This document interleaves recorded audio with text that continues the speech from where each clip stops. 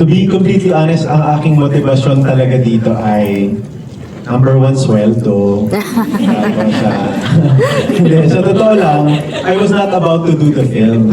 Ang nagre-request talaga nito is yung ako ni Boss Vic. I really fell in love with ang babaeng walang pakiramdam. It was shown during pandemic. Tapos character ni Gerald doon si Momo. Parang ano lang siya, parang secondary character. Ang bida talaga doon was Kim Molina. Was the sickness na hindi siya nakakaramdam. Tapos, si Momo parang additional character lang yon. Then, I'll be completely honest. So, I went out of Viva to do another film, which is The Rapist of Pepsi Paloma. They said yes to it, and nagkagulo-gulo nga. So, di pa napapalabas yun hanggang ngayon. So, when I went back to Viva, I was asking for, they asked for a meeting, and they said maybe I can have another movie to be shown this year because my contract requires me at least one film a year at least. So, tinanong ko sa kanila kung ano gusto nila. Siyempre, bilang nagpanik ako ng sakit ng ulo sa kanila, I gave them a little bit of a problem last year.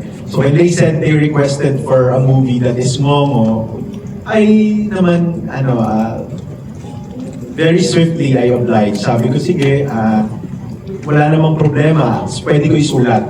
So after Boss Enzo, yung apo ni Boss Vic, sabi niya, sulat mo naman direct. So after a week, sabi ko, sige, try ko sulat. Ganyan, sa gitna ng demanda and all.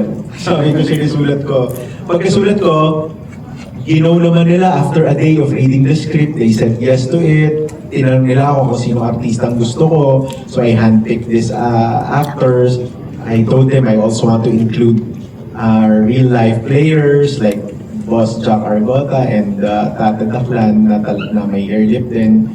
So sabi ko, I really wanted to do it with them. And then they gave it a green light and then they said, sige, show mo na. Tapos, natapos kami mag-shoot niya ng November. Sabi nila, gusto nila i-showing ng August.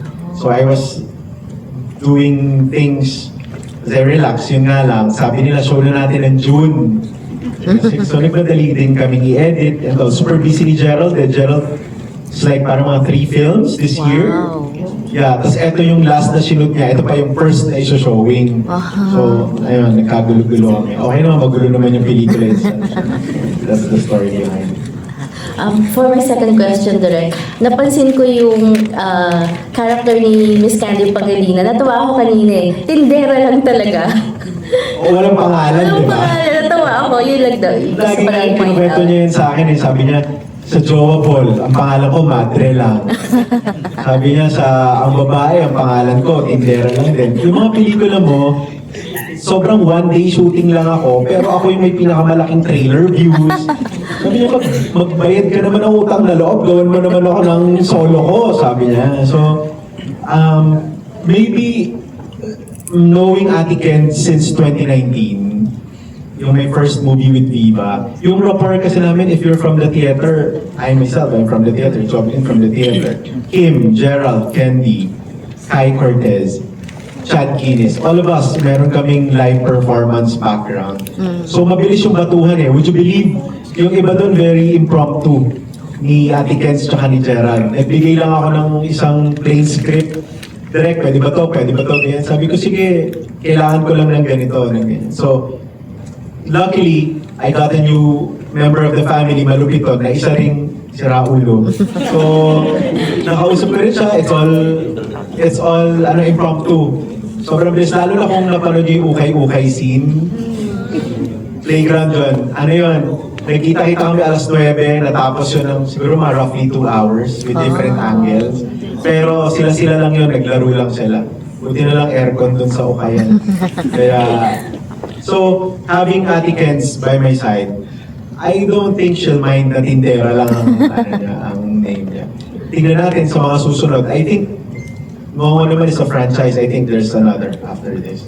Wow, nice. It's Boracay. Boracay. Ngongo in Boracay. Pero hinihingi ko yung New York, sa New York sana kami, sa New York. Pero Boracay daw muna. Thank you, Direk. If ever you were born na Momo, do you think you would have pursued kung ano yung career niyo right now? And why or why not?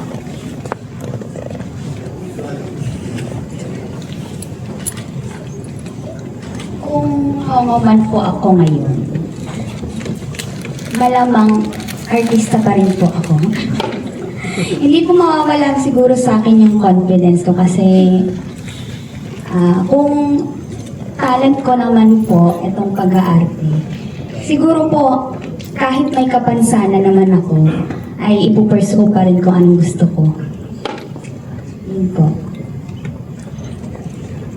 Ayun, ako naman, I think having, challenges when it comes to communicating is really not a problem anymore nowadays. Lalo na ngayon, siguro, mas mabilis na yung lunas dyan eh. So, I don't think it should hinder anyone to pursue dreams and aspirations. So definitely, when it comes to content creation, to filmmaking, I guess if you have cleft palate or hair lip, it doesn't matter. It's very basic for me. My background is really, I did theater and then content creation. So the pulse that I'm checking always is the content creation feedback or the social media as a platform. Not only in Facebook but in YouTube as well, in Threads and in Twitter, so in X. So primarily the gauge of determining whether or not to pursue a film that is based on the first one lies on the views. The Babaeng Walang Pakiramdam is the highest click in Viva Max during its time nung wala pang sex-sex sa Viva Max. Wala pang mga ant-nan. So ngayon, sabi ko, that itself is a big gauge na gusto ng tao. Yun yung parang pumalo yung subscription ng Viva Max during that time eh. Tapos, secondly, of course, the trailer itself garnered 300 million views on Facebook without boosting. Hindi nagbayad ng Viva doon or anything. It's very organic with 300 million views nung Pork and Beans, nung Bohemian. Sabi nila, parang maganda gawa natin ng solo movie, sabi. But during that time, I was thinking of giving Gerald another solo movie which is para kang papa mo. Originally, it was for Gerald eh. Tapos nabigay kay Nico. So sabi ko, bawi na lang din ako kay Gerald. So, etong originally it was entitled Momo, but it was then revised to Love Mo. So I guess the biggest motivation is really the 300 million views. And mind you, ang Babaeng Walang Pakiramdam yun. But this time, Love Mo is nearing like 150 million ngayon. Yes. So 150 million plus. So I guess mahal ng tao, si Ngongo. No? So, ayun, yun ang naging gauge namin. Kaya, Pinoy movie. Congratulations. Ayan po, kung na-enjoy niyo po ito at naiyak, natawa, kinilig, sana po ipagkalat niyo sa social media, sa lahat po, na panoorin niyo po. Manonood po ba kayo ulit? Yes! Ayun. June 3 po in Cinemas Nationwide. Thank you po.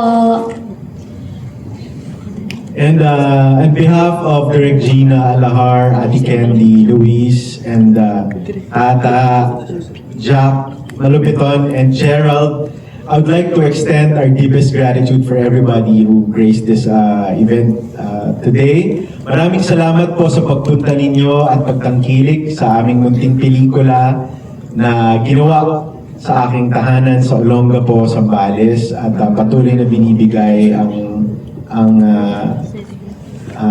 itsura at kabuhayan ng aking lungsod patungo sa buong Pilipinas at sa buong mundo na rin. Kaisa po ang Viva at Vincentiments, kami po ay nagpapasalamat sa patuloy ninyong panonood, hindi lamang ng aming pelikula, kundi maging lahat ng pelikulang Pilipino na sa ngayon ay umaharap sa matinding pagsubok pagdating sa audience share dahil po sa online viewings na. So, inaanyayahan ko kayo muli sa June 2, premiere night po namin sa Mega Mall Cinema 2, at sa June 3, showing na po kami Cinemas Nationwide. R16, mga 16 na gulang pataas, pero kung may mga kakilala kayong 16 below, nagsumagpanggap, wala namang problema. Ay bahala. So ngayon, nagpapasalamat po kami at masaya-masaya po kaming naririnig ang inyong tawanan at iyakan. Kanina, habang nandun po ako sa gilid, masayang-masaya po ako. Abangan niyo po yan sa June 2, sa Mega Mall, nandun ang all cast, kasama po si Malupiton. Tapos sa June 3 naman po, Cinema Station-wide. Ready na po ipalabas ang love ko. Maraming salamat po ulit sa pagpunta. Maraming salamat po. That was love mo. And let's have a photo with Derek and the crowd, Derek.